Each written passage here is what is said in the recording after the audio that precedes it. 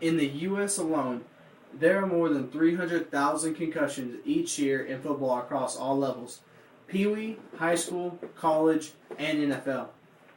Over the past few years, there have been more regulations on concussions in football. The NFL has made many regulations regarding concussions because of harm to former NFL players in the league. The NFL has made great progress in protecting their players from concussions. But what about college? College has made advancements also, yet most of the rules are overlooked or just plain ignored by the institutions and universities.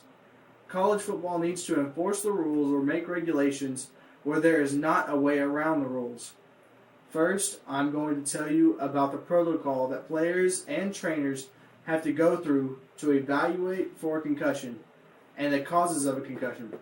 Secondly, I'm going to tell you about a problem that the NCAA has with concussions and a resolution to this problem. Lastly, I will tell you about another regulation that college football must have to protect their players. If you get a severe enough concussion, you will be seated out of a game. A concussion occurs when a person has a blow to the head and shakes or damages the brain. Your brain is protected by fluid that acts like a cushion for the brain and also a hard skull.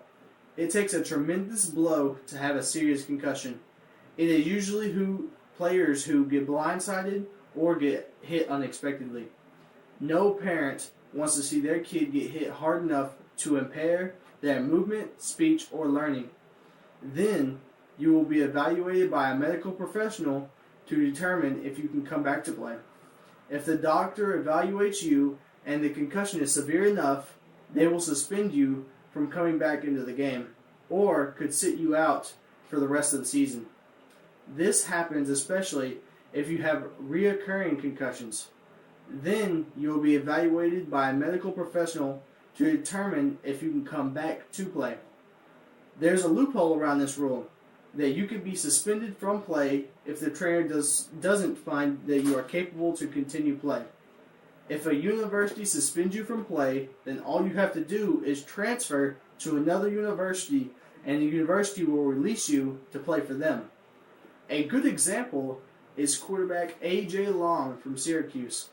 He played for Syracuse until he got a concussion that sat him out of play for the rest of the season. The doctor determined that it was best if A.J. just didn't play football because of his history of concussions and the very severe one that had just occurred. A.J. Long then transferred to the University of Michigan and will be their starting quarterback for the upcoming season. A.J. Long has had a history of concussions that added into the fact that of returning not to play. Once you have your first concussion, then you will have a higher percentage of reoccurrence with each concussion you get. That was A.J. Long's third concussion in 2 years. He was bedridden for several weeks, missing practice and classes. There should be a pretty easy way around this problem. All you have to do is just have data on all the concussions that occur and have them on record for the other schools to look at to determine if the player is suitable for the field. This is actually a required rule in the NCAA, but it is not enforced. Only 2 universities at the end of last season had successfully reported all of the concussions that occurred in football: Washington State University and the University of Illinois. There is a very easy solution to this problem that the NCAA faces. This particular rule is just not enforced to the extent that it needs to be. If this is enforced, then it will fix the students from just transferring universities if their university decides that it is not in the best option for the players to play.